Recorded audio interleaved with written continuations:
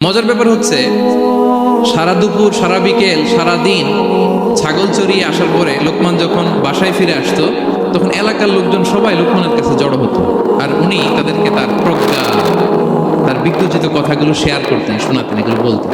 তো এগুলো দেখে লোকমানের মালিক অবাক, কিরে আমার কাছে এলাকার কেউ আসে না, কিন্তু আমার দাস দেখতে কুৎসিত কালো, এই লোকমানের কাছে সবাই এসে ঘিরে থাকে, কি ওর কাছে কি পায়, কি আছে ওর কাছে? তো শ্রোতাদের কয়েকজনকে ডেকে বলল, ঘটনা কি?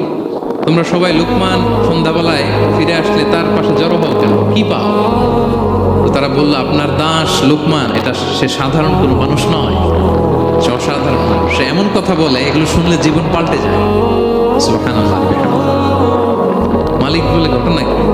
আমি ওর মালিক, ওই কোনোদিন তো এরকম ওর সাথে কোনো কনভারসেশনে যাই নাই, কথা হয় না, আমি তো শুনি নাই, দেখি আজকে চেক করে দেখি কি ওর এত বিজ্ঞতা, এত জ্ঞান, এত প্রাজ্ঞতা কিসের দেখি। তো আজকে সন্ধ্যাবেলায় ফিরছে, উনি বলতেছে, ইয়া লোকমান ইযবাহ লানা শাতান, একটা ছাগল জবাই করো, ওয়া আখরিজ মিনহা আতিয়াবা মুদগাতাইন, এবার এই ছাগলের সবচেয়ে শ্রেষ্ঠ দুইটা অঙ্গ কেটে নিয়ে আসো, যাও। ফাআখরাজাল লিসান ওয়াল কলব, লোকমান যে ছাগল জবাই করে ছাগলের জিহ্বাটা আর কলব, হার্ট, এই দুইটা কেটে নিয়ে আসছে, বলছে এই দুইটা শ্রেষ্ঠ। আচ্ছা ঠিক আছে। মালিক আবার বলল, ওয়াযবাহ লানা শাতান উখরা ইয়া লোকমান, যাও আরেকটা জবাই করো, ওয়া আখরিজ মিনহা আখবাসা মুদগাতাইন, এবার সবচেয়ে নিকৃষ্ট দুইটা অঙ্গ ছাগলের কেটে নিয়ে আসো, যাও দেখি। ফাআখরাজাল লিসান ওয়াল কলব, সে আরেকটা ছাগল জবাই করে আবার জিহ্বা আর হার্ট, কলব কেটে নিয়ে আসছে, বলছে এই যে এটা সবচেয়ে নিকৃষ্ট।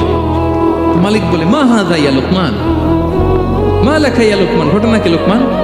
শ্রেষ্ঠ দুটো অঙ্গ কাটতে বললাম, জিহ্বার কলিজা হৃদয় কেটে নিয়ে আসলাম, বললাম সবচেয়ে নিকৃষ্ট দুটো অঙ্গ কাটো, আবার জিহ্বার এটা কেটে নিয়ে আসলাম। তো লোকমান বলতেছে, জিহ্বা আর হৃদয় যদি শ্রেষ্ঠ হয়, কলব যদি শ্রেষ্ঠ হয়, এর চেয়ে শ্রেষ্ঠ অঙ্গ আর হতে পারে না।